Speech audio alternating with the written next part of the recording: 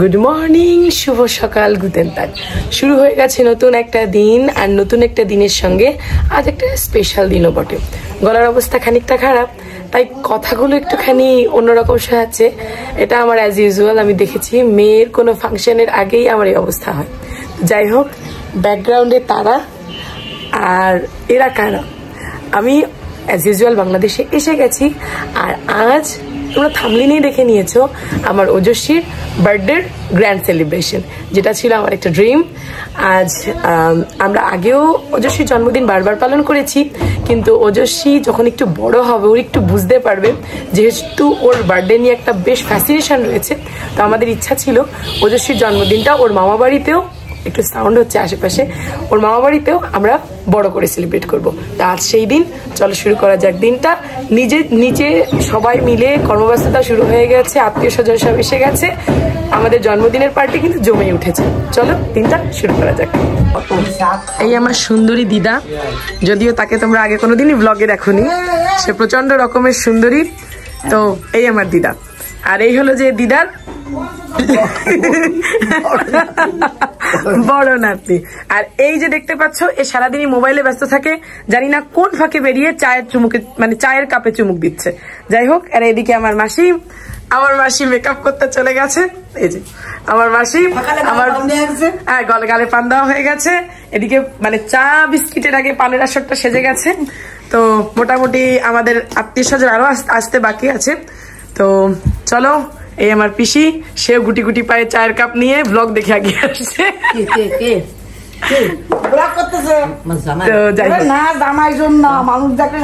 আমার পিসি এটা বুঝতে পারছে না যে ব্যাপারটা কি হচ্ছে। যাই হোক, আমরা শুরু করে দিই জন্মদিন নাকি।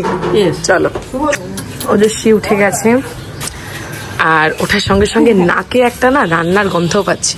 এদিকে কালকে রাত্রে যেমন দেখিয়েছিলাম, এখানে আমাদের ডেকোরেশনের জিনিসপত্রগুলো সব এসে গেছে, আর এদিকে প্যান্ডেলিং এর কাজটাও চলছে।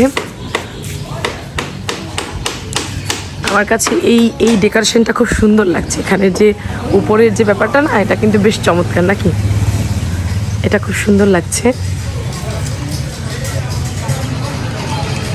আর ওই দিকে রান্না বান্নার ব্যাপারটা শুরু হয়ে গেছে, এখানে রান্না বান্না চলছে।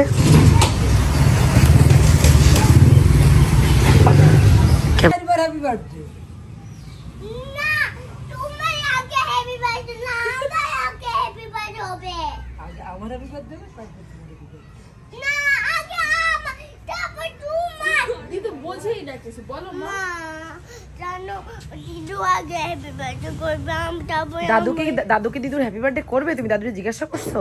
তুমি দাদুকে যে জিজ্ঞাসা করো তুমি কি দিদুর হ্যাপি বার্থডে করতে চাও?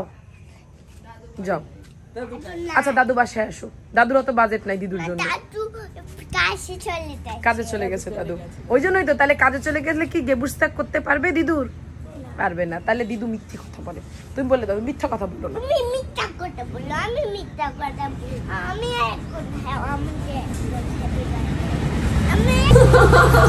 এই যে এটা অজস্বী, এটা কি জানো?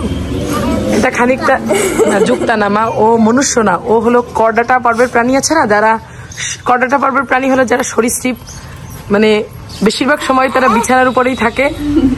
এদিকে শুরু হয়ে গেছে রান্না বান্নার আয়োজন। রান্না বান্না শুরু হওয়ার আগে নাকি ঈশ্বরকে স্মরণ করে বা ঈশ্বরের নাম করে শুরু করতে হয়, যেহেতু এতগুলো মানুষের রান্না বান্না খাওয়া দাওয়ার আয়োজন একটা শুভ কাজ।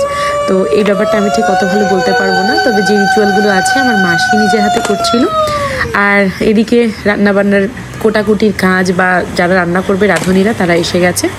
আমরা অপেক্ষা করছি, আমরাও দেখছি কিভাবে কি করে। আসলে এগুলো আমার খুব একটা জানা নেই, তো এই আর কি।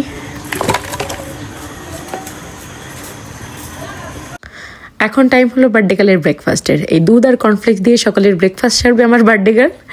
বার্থডে কালের খাওয়া মানে বিশাল এক হইচই, আগে খাইয়ে তারপরে দিনটা আরামসে শুরু করি। আর এই যে রুমটা, এই রুমটায় ডেকোরেশন হবে।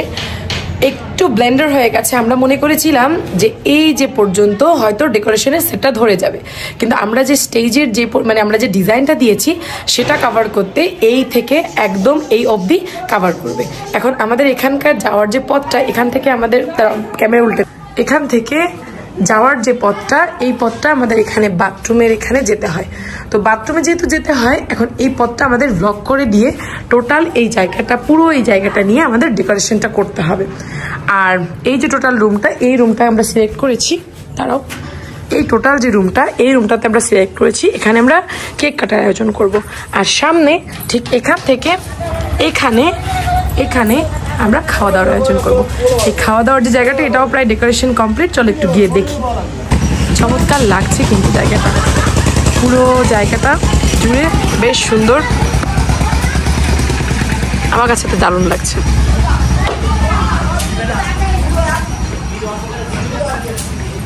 মামার বাড়ির তো এই মজা, মামাদের কোলে কোলে। তো বেশ, কিন্তু আমার এখানে মোটামুটি অ্যারেঞ্জ হয়েছে আজকে রাত্রে 300 লোকের অ্যারেঞ্জ করা হয়েছে। এখানে 6টা টেবিল বসেছে, মানে 10টা চেয়ারের, মানে 10 জন করে বসতে পারবে। তো মোটামুটি এরকম একটা আন্দাজ করে বসানো হয়েছে। আর এদিকে রান্নার আয়োজন চলছে, চিকেন সম্ভবত পরিষ্কার চলছে, আর ওইদিকে রান্না বান্নার আয়োজন চলছে। তো রান্না শুরু হয়ে গেছে, মোটামুটি একটা অনুষ্ঠান ভাইব, বেশ আনন্দই লাগছে।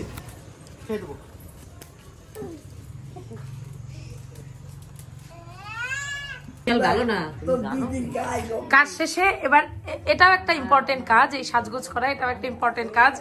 মাসির এখন, মাসি সব দিক থেকে ঠিক আছে, কাজ শেষ, এবার সাজুগুজু স্টার্ট। মাসি কি কাজ করেছে?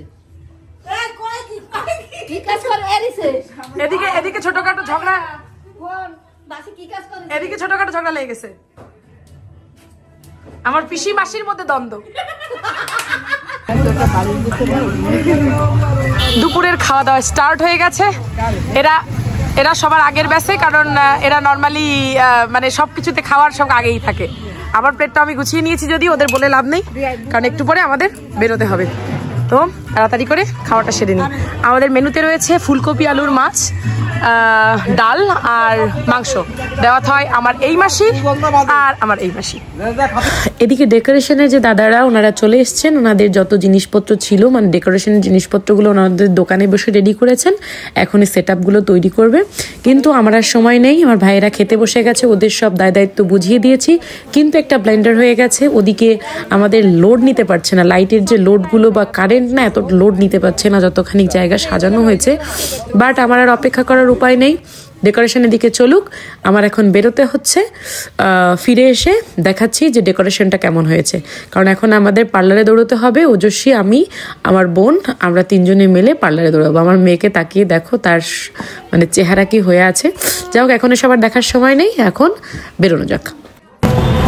সবকিছুর মধ্যে তাড়াতাড়ি করে সবকিছু করে নিয়েছি। এখন আমরা 3 জনে মিলে যাচ্ছি পার্লারে, বাট জানি না কি হবে, মানে একদম স্ট্রেসে আছি আমরা। যেহেতু আজ আমরা শাড়ি পরছি, ব্যাগে আমাদের জুয়েলারি আউটফিট সব রয়েছে, ওজস্বীর জুয়েলারিও, ওজস্বীর আউটফিট সব রয়েছে। ওই সামনে আমাদের ফ্লাওয়ার, আর এদিকে একটু পরে আমি বসবো। এই কিন্তু আমার পুরো র ফেসটা। এখন আমার ফেসটা প্রিপেয়ার করে মেকআপের কাজ শুরু হয়ে গেছে। মেকআপ চলছে, যদিও এখন দেখতে একটু ভুতুরেই লাগছে। তো দেখা যাক ফাইনাল লুকটা কেমন দাঁড়ায়। আমার মেকআপ খানিকটা ডান হয়ে গেছে। একটু সময়ের মধ্যেই আমি শাড়ি আর জুয়েলারি সব কিছু পরে নিচ্ছি, চুলটাও বেঁধে নিচ্ছি। এরপরে আমার মেয়েকে রেডি করতে হবে, আর আমি মোটামুটি রেডি হয়ে গেছি। এই যে এখন তাড়াতাড়ি বাসায় যাওয়ার পালা। এর মধ্যে আর ভিডিও হবে না, দ্বিতীয় পার্ট খুব দ্রুত আসছে।